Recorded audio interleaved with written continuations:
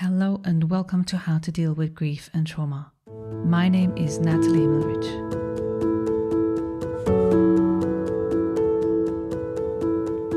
Today on the podcast I'm speaking with Katherine Lazar, who lost her son Brody in a late-term stillbirth just a year ago during her first pregnancy.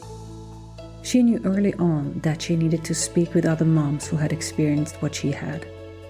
Katherine felt the importance of finding people that had the same grief vibe. These conversations with women who've experienced stillbirth turned into her podcast at a total loss.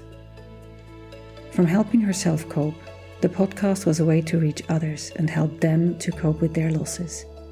On being with other grief moms who got her, Katherine says, I didn't have to explain myself. I didn't have to defend my grief. I didn't have to explain how I felt or trying to articulate what the pain was or what the loss of the life was. Like that, all his clothes were packed away. The crib was torn down. The nursery was now empty. Like I didn't have to explain to people why I was in the fetal position in the shower.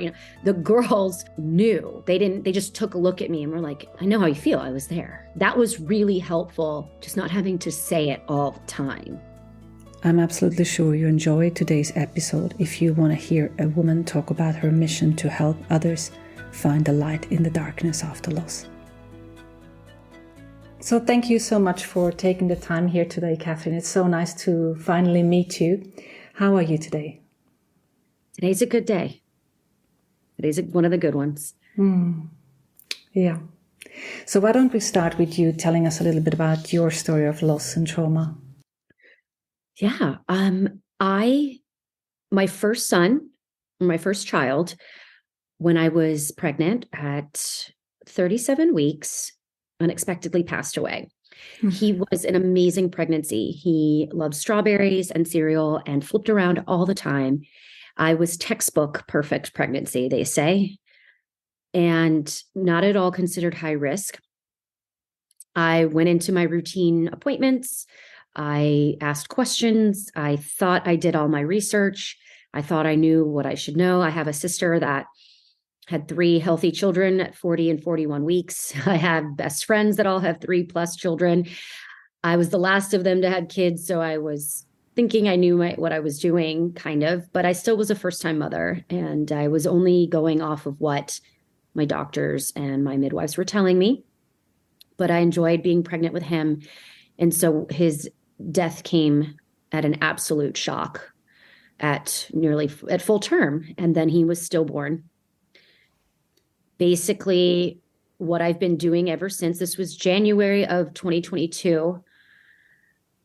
It rocked our entire world. It was absolutely devastating. It was horrific and of what nightmares are made of. Shortly after his birth, I nearly lost my own life after delivery. So I had many layers of trauma related to his death, but what my main thing was after his death was to try to figure out how to live life again as the mother of a child who was no longer here, and as well as the new version of myself. So that's what I've been doing for the last year. He just had his first birthday. So you mentioned that after the birth you were in severe condition. That was due to the birth, or?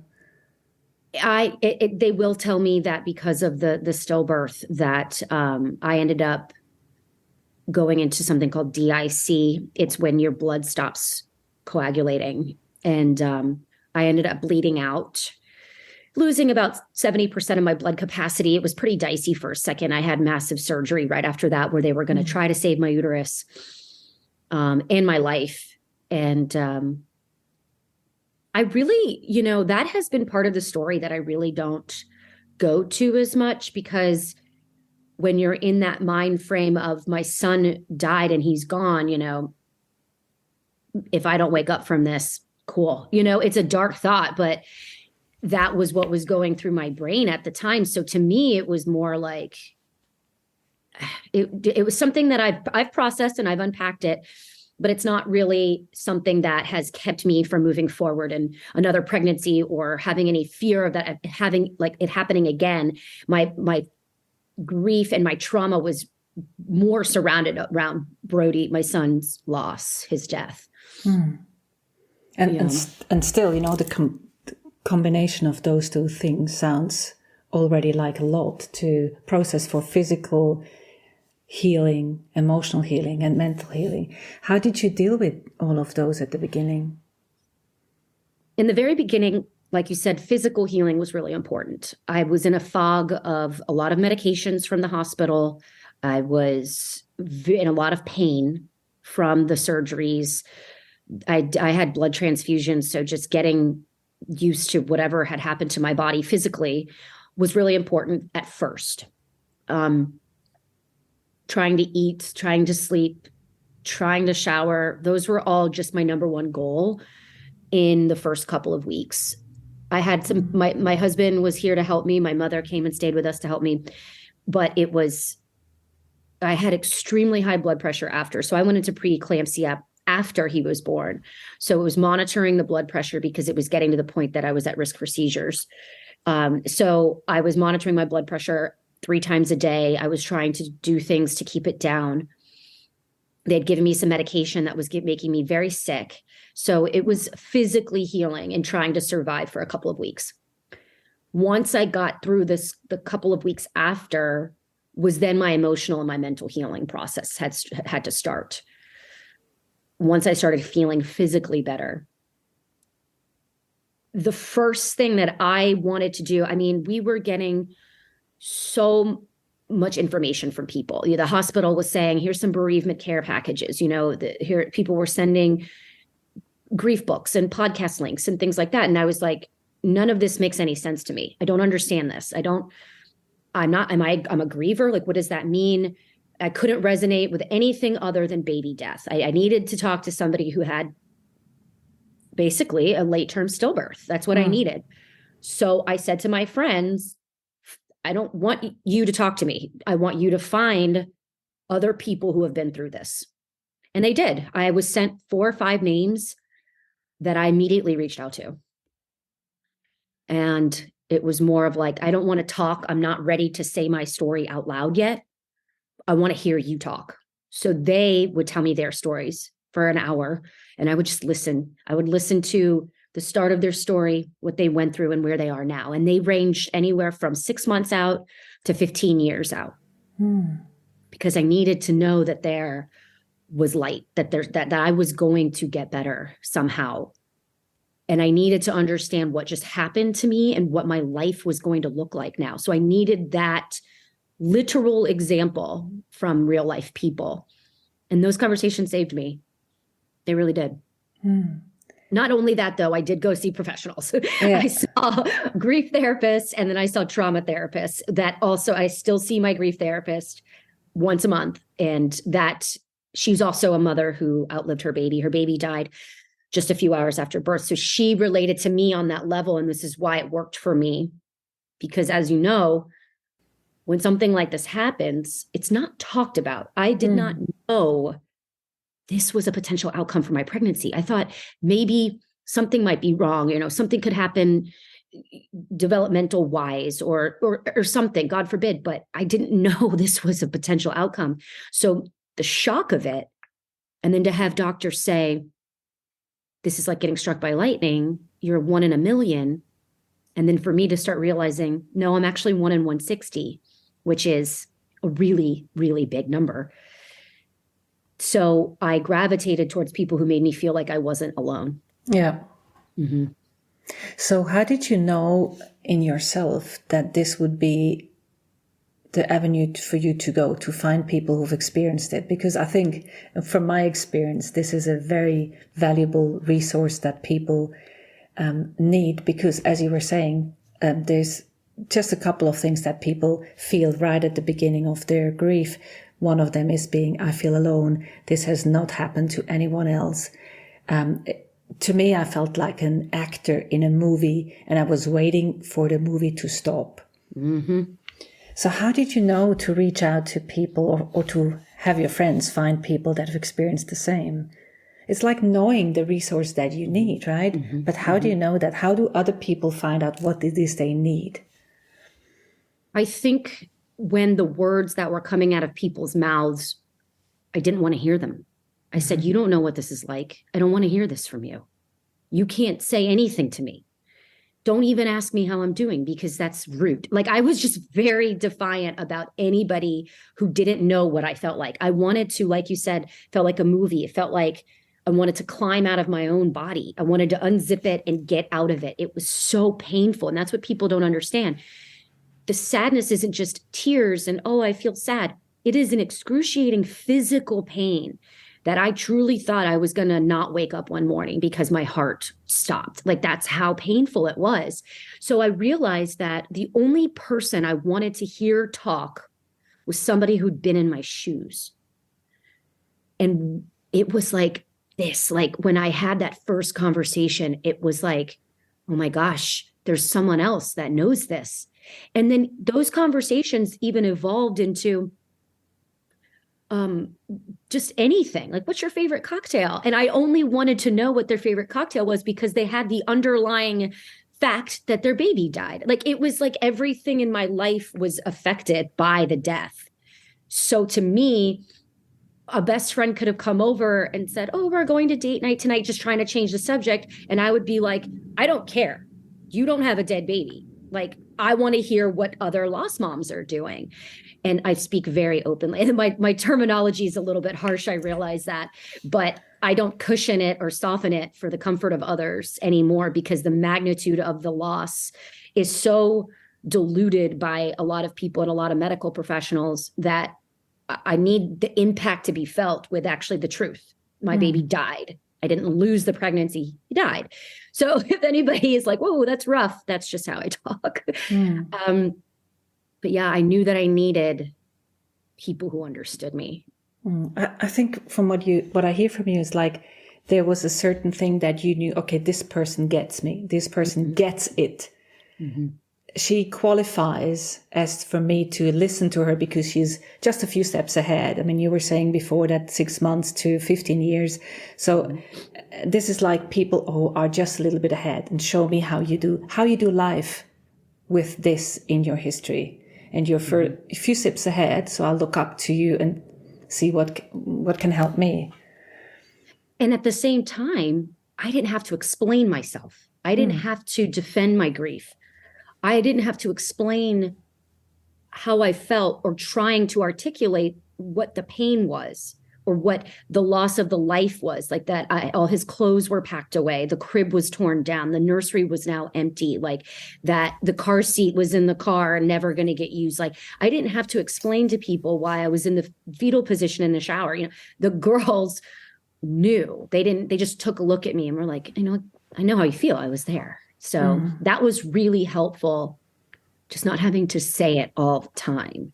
I think you said something important here. I didn't have to defend my grief. And it's about explaining. I mean, in my case, it's a little bit different because I had twins and then one died.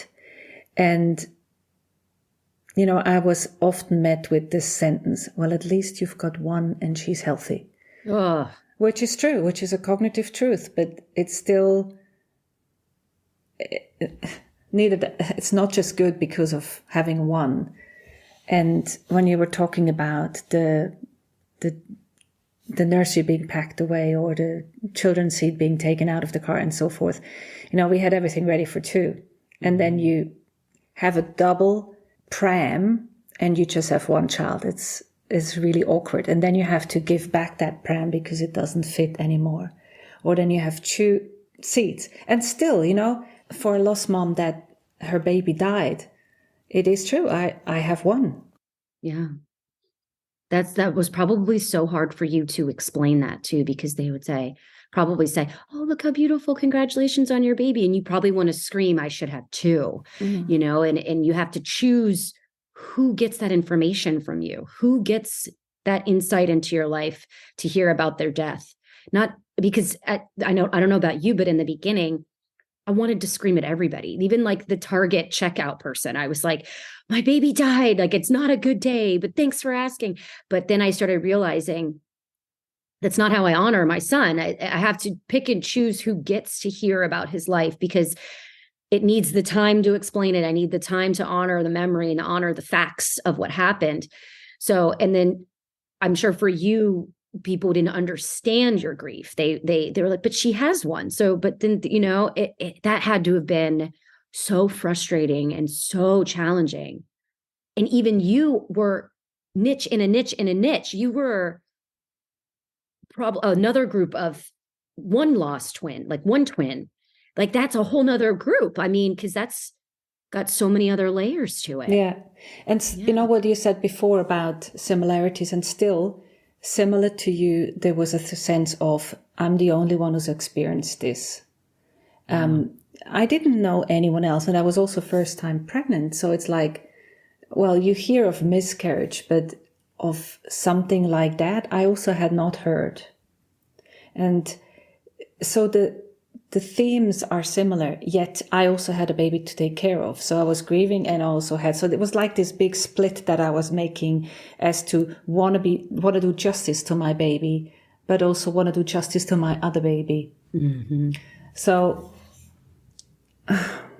do justice to your baby. That is such a great term, because that's all you want to do when they're dead, especially right in the very beginning. Is I can't nurse them. I can't rock them. I can't bring them out to meet friends. I can't hold them. So the only thing I can do is talk about them. The only way I can talk about them is to tell people about what happened. So then it's the only way to do justice is just to completely, I call it like grief vomit all over people, just without warrant, And then somehow through my journey, my process, my healing, I figured out different ways of doing my baby justice. But in the very beginning, it was a very confusing time on how to do that. Yeah. So then talking to other lost parents turned into your podcast. Yes. How did that happen? It's so funny. I just started, I met 3 women here in Atlanta. I'm in Atlanta, Georgia, in the States. And I call it a grief vibe. You're not going to vibe with everybody when you're grieving. People have different ways of grieving. People have different beliefs and things like that. And I was finding in this grief space of the lost parent, the lost community, they call us lost moms, I wasn't really vibing with a lot of the information that was out there. I actually had to stop following a lot of lost mom pages on Instagram or social media because they were very angry. And I get that. And everybody has a place to be angry. But I chose to try not to live that way. I was always this is horrible. This is a nightmare. And there was always a but for me. I'm going to try to honor the life and not the death or whatever it may be. So I found women who had a same grief vibe. I remember not really knowing my grief vibe out the gate. And I met one and she was laughing and she was bubbly and she was like having cocktails. And she was like, look, I chose a long time ago to try to live a happy life in honor of my baby. It's okay if you do too. And it hit me like lightning because I was like, I felt guilty for enjoying myself. I felt guilty for laughing, felt guilty for being happy for a split second. I felt like being happy wasn't honoring him. I was confused in the way of how to honor him. I thought grieving and sadness and tears was how I do it. So to have another lost mom who was 2 years out say, no, you're allowed to have fun. You're allowed to live. Your baby would not want this for you. And it was kind of a light switch. And then I found a couple more that had that same mentality and we just hit it off. And the conversations, I'm telling you, were just wild, very unfiltered, very dark humor, very real and raw. I mean, they would say things they would never say to anybody else. And same here, and vice versa. And we just got each other. And then one day I was like, y'all's conversations have saved my life. Really. They really have. And then I had a handful of others that I spoke to on the phone that I still have yet to meet in person. And I was like, those conversations saved my life. I said, maybe if anybody could just eavesdrop on our conversation, maybe it would help them. because I always walked away feeling like I could take on the world after a conversation with a lost mom. If I went out with friends, I felt very drained, very exhausted after, and it did nothing for me. So I ended up asking them, I said, can I just record us talking? Like, I just want to chat. And they were like, totally. So I got some studio space here in Atlanta and I threw them on a microphone. And I said, you know what? I'm just going to let this fly. So I YouTubed how to do it, figured it out. I've been on camera before and I've been on a microphone before. So interview and talking and improving was totally fine for me. And I don't have a fear of it. So I threw it up there. Next thing I know, I'm like close to 7,000 downloads. I'm like, there's more of us. Oh my God. So then I started getting messages like, I'm so-and-so, I live in such and such tiny town. I know nobody. I don't know anybody this has happened to, but I found this podcast. And it's like, I'm listening to two friends talk and you guys make me feel like I'm not alone. And I kept hearing that. I'm not alone. I'm not alone. I'm not alone. And it just, while it filled my heart to not only honor my son, give my friends a platform to talk about their babies, which they never get to do, and that I was helping people, it broke my heart every time I met a new one. There's so many of us. And that's what happened. And I did it for my own coping at first.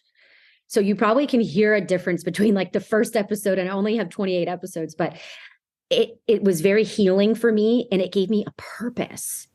When your firstborn dies, your purpose is gone. I didn't have what I had planned my whole year to take care of him. You know, my work was scheduled to be a certain way, and we bought a house, and like, we changed our whole lives in preparation for him. And when he was gone, I just woke up every morning like, who am I? What am I doing? I don't have a purpose right now. And I get it. I was still his mom. I'm still his mom, but he's not here. So physically, what's my purpose? And it gave me some purpose. And it really, really helped me put my pain somewhere, which I think has helped in my healing so much. And now it's just growing. And I'm meeting a lot of different types of lost moms. And I interview also support people. And I interview my partner, my husband, Brody's dad, because those perspectives, I think, help the lost moms, and it helps the support people know how to help the lost parents. So yeah, that's just what happened. It was accidental, but I don't plan on stopping. I owe it to this community and to Brody to continue to try to do my best to help others feel less alone in this space. I think it's fantastic. I mean, as we were talking about that before of Mike, there's this, or even now, there's this strong sense of I'm alone. This is the first time that this has happened to anyone, and it's me. And I think it's the part of a community that we have never before in our life had to experience. And for some people, luckily, they never have to experience. But this community is actually there. It's just that the space between the people is different to when you're just going out with friends that you've known from school or whatever. And luckily, we have this potential of using social media and the internet to connect. Like in one of my groups that I have on Facebook, Maybe I'll Heal, there have been friendships forged. And people meet, especially in the States, they have met online and meet in real life and connected through that group, through a shared experience of parenting a non-physical child. Yes. How do you see now, with a year's perspective and being pregnant again, how has that informed your grief, or how has that again brought up maybe some fears around losing your child or losing a child? For me, hitting the 1 year mark was almost like my own milestone. It was Brody's first birthday, but leading up to it were a lot of what I call the death days. The day that I wish that I could change, which my last doctor's appointment, or the day that I found out his heart had stopped. Those were a lot more crushing than his birthday. I vowed on his birthday to celebrate his life, because his life has changed me in every single way possible that a human can be changed. And to me, the 1 year mark meant all the firsts were over. the first group meeting without my baby and all the kids were running around, the first, or all of our friends getting together, the first holidays without him, the first doctor's appointment back on the ultrasound, that was super triggering. So all the firsts were done, but I knew that going into the second year, there would be some more firsts, but they couldn't possibly be worse than the first year. So I felt kind of a relief the next morning after his birthday, like, wow, I made it. I put in a lot of hard work in the first year. I ripped the Band-Aid off on my grief and my trauma very early on. I screamed and cried through therapy. I cried to friends and family multiple times. I talked about it and talked about it and talked about it. I sought out ways to help myself cope. I figured out ways to redirect my thoughts when I wanted to spiral down into a dark place that I knew was not going to have a good ending. I did my absolute best to learn how to cope with my grief on my own, to own my grief, to eliminate toxic people, to know what I needed in my healing journey, because that's really important. I feel like you need to know what you need and stop surrounding yourself with those things that don't aid in your healing. And I cleaned up my life. I'm not going to lie. I got it together, and it took a year. And then being pregnant, I think that I do fear, of course, something happening. What happens when you dive into the world of loss? And I know a lot of us do it. You're doing it. You find pain for your purpose, but that purpose is always right back into the source of your trauma and your loss. And it's like, you just have all these conversations. So I'm very aware of anything that can go wrong in this pregnancy. And I've got my OB on speed dial. I'm very aware, but I have learned to just trust it and take it day by day as best that I can. I did vow to honor this pregnancy and love this baby right now. That's why I put out an announcement, because this baby deserves to be known that they exist before if something happens, so I have to try to honor this baby now and not be sad and upset and mad. And God willing, the baby will get here. I want to show them pictures of me pregnant with them, or a shower, or like happy memories and during the holidays, so they could say, oh, that's me in mommy's belly, and not nothing for them. So I have to try to think of Brody's sibling and try to honor them now. What my fear is not honoring or talking about Brody as much. Now that this one is now part of the conversation, I'm finding that even content that I'm putting out on Instagram and things like that are centered around the pregnancy. And I think that's okay. The way that I kind of convince myself it's okay, or reassure myself, is that this would happen even if Brody was alive. Yeah. I would have mom guilt from a second. So what my hope is that a living child will be easier to carry on Brody's name with, not the opposite. That we talk about them. I'll read to both of them at night. They'll carry around Brody's stuffed animal. They have things with their big brother's name on it. And posing for family photos might be easier. I don't know. That's my hope. But I do fear that he won't be the topic of conversation like he used to be for the past year. And what that'll look like. Yeah, that's life. That will show up the way it will show up. I mean, I shared with you before that my daughter is 11 and a half years now, and the way her sister shows up is unexpected through her lead. She shows up in my life in different ways, but it's more so like a personal thing for me, an internal conversation and communion that I have with her now more so than before. But for my daughter, this is a continuous dealing with how is that life without her sister, and at times she comes up. And I think it is interesting for me to see how that continues, how that's going to evolve, because I don't know. And I will find out. I will find out for me. I mean, even every year again, around the anniversary, which obviously coincides with the birthday, just 3 days apart, I'm open to what's showing up. And you were talking about the podcast you did with your husband, with Brody's dad, Michael.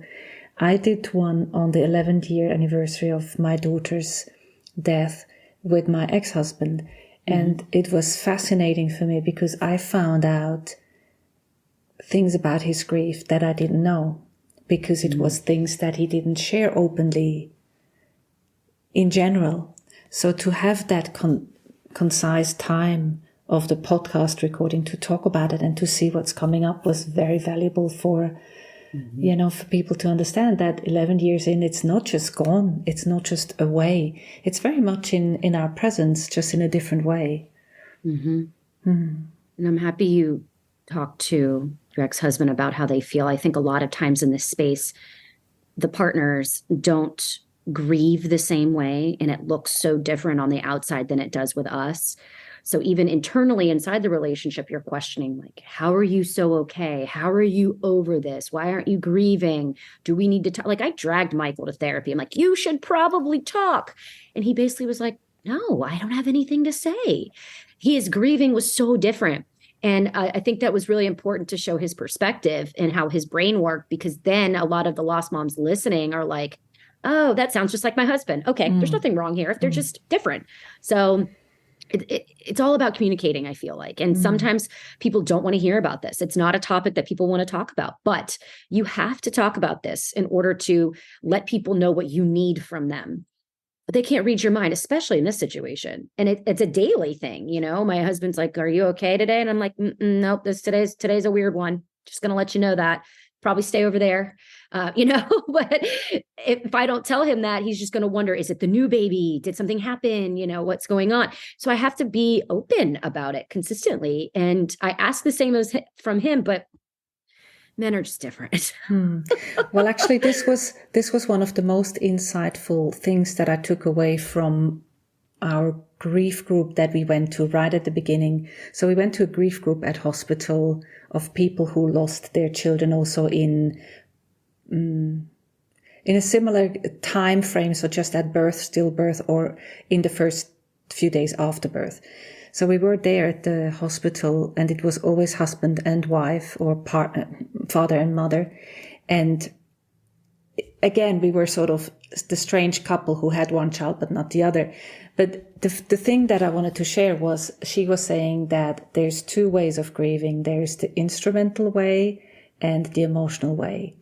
And most often, but not always, it's not about gender, but most often women grieve the emotional way. They need to talk about it, they need to externalize. And men grieve the instrumental, the cognitive way. They think about it internally and need to do something about it. And it was like, okay, this is what's happening. And I have worked with couples who it was the opposite. And I've worked with a couple who did it the same way, either way. But it's also not an either or, it's often a blended version. But to understand that the partner, whether male or female, might be grieving and not saying a word is a revelation, because I think this is why grieving parents have a lot of challenges, because it is the same person that they lost. It is both of their child. But what makes the grief individual is your own personal history, but also your relationship with that child. And that is different no matter the age of the child. The father's relationship is different to the mother's. And also the personal history of grief, which comes into this, is completely different. So even though it's the same person, the same stressor, as we say, happening at the same time, it is not the same reaction in here. That makes so much sense. It would be different even if they were living. My husband's method of parenting would be way different than mine. Yeah. And you'll find out soon. Yeah. Oh gosh. Yes. I hope so. I'm happy we're different. If what I find is the moments that he has not a week, when his grief gets overwhelming for him, they don't last long, but I find that I coach him and that makes me better. It helps me to kind of help him, and vice versa. But if we were exactly the same, it would be a mess. Well, that's the beauty, like the timeline and the way grief shows up is different. And so hopefully a couple can support one another in times of need, either way. Yeah. Well, thank you so much. This has been insightful and beautiful to hear from you. And Thank you. I think it's fantastic what you're doing with the podcast, that you started so early. And also, I think it's important for people to get this sense of, you know, what you were sharing about who you're vibing with, who you're resonating with, because there's different forms of grieving portrayed out here in social media. And I think it's important to say there's some people who portray this is always going to be that dark. This is like grief is like a death sentence or a life sentence forever.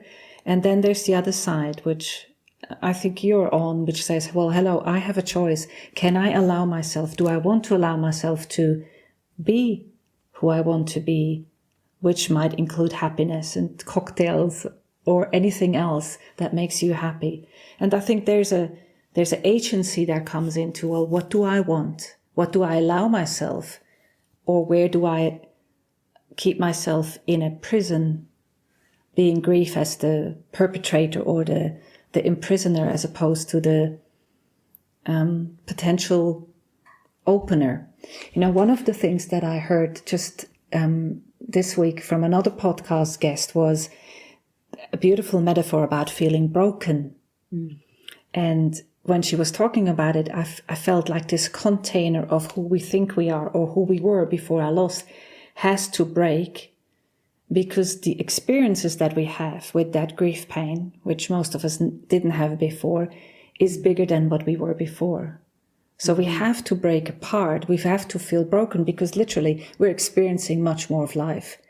And yes, it's painful and it's huge and it's unbearable. And it's still a level of experience that is part of life and death.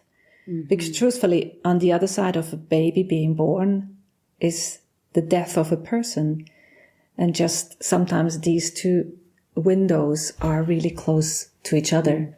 I love that, the brokenness. And I think that's what people need. They need to know that others are broken and what it looks like to still live a fulfilling life, even though you're broken. I think that gives so much hope to others that they don't need to fix themselves. There's no fixing this. You always have a crack in you, always. But you can still live a very fulfilled life, full of hope and joy and light. And I think people need to see that. Yeah, it's important. At least I do. Yeah, you're definitely showing them with what you're doing. So I'm really grateful for your and Brody's gift to this world. Thank you. Shall we go into rapid fire questions? Sure.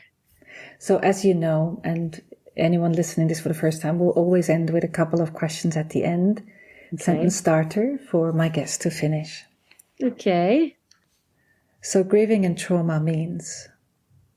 Grieving and trauma means loving and missing someone while also dealing with the scarring that their death left, whether metaphorically or literally. And healing means? Healing means finding peace with aspects of your trauma that don't reflect who you wish to be. I need to think about that. That's interesting. Can you say that again? Finding peace with aspects of your trauma that don't reflect who you wish to be. So for me, my trauma left me with a lot of rage and anger. And although I'll never fully heal from the death of my son, I would really like to find peace with the rage and the anger and the regret that is revolving around his life and death. So to me, I'm working on that healing. That moves me. Thank you. That's the hard part. And what I have learned about myself in the light of loss and trauma? I have learned that the openness and vulnerability in the brokenness of the grief and the trauma is actually more of a superpower than it is a weakness. One of my other podcast guests actually wrote an article, and it's called Grief is My Superpower. It's beautiful. I never thought I would see it. It feels like a weakness. It feels like you're failing. But I wear it like a badge of honor. It didn't kill me. I'm still surviving, and I still have an unbelievable capacity to love. One thing I wish people knew about loss and trauma? That it doesn't just fix itself overnight, that it'll always be a part of us, that there's a lot of work that is put in order to get to a place where you can live a life that your loved one is proud of. So one specific thing that has changed since my loss and trauma that I wouldn't want to miss? The absolute beautiful relationships that know me inside and out, the real me, the true me, that I wouldn't have if Brody didn't exist and die. These people, for the first time in my life, accept me exactly how I am. They don't try to change me, and they give no judgment on how I'm proceeding with living my life. Can't believe it took this to find them. Yeah. Thank you so much, Katherine. It's been a real pleasure talking to you and hearing how you honor Brody in your life and how that has shaped your life in the last year. Thank you. Thank you so much for allowing me to talk about him and to show people what my heart looks like. I really appreciate it. Thanks for listening to How to Deal with Grief and Trauma. If you'd like to be updated on future episodes, please subscribe to my newsletter on nataliehimmelrich.com. If you need grief support, please contact me for a 30 minutes free discovery session. How to Deal with Grief and Trauma is produced and edited by me, Natalie Himmelrich. To support this podcast, please rate, review, and subscribe to or follow the podcast on Apple, Spotify, or wherever you get your podcasts. Thank you. And remember to keep breathing. I promise it will get easier.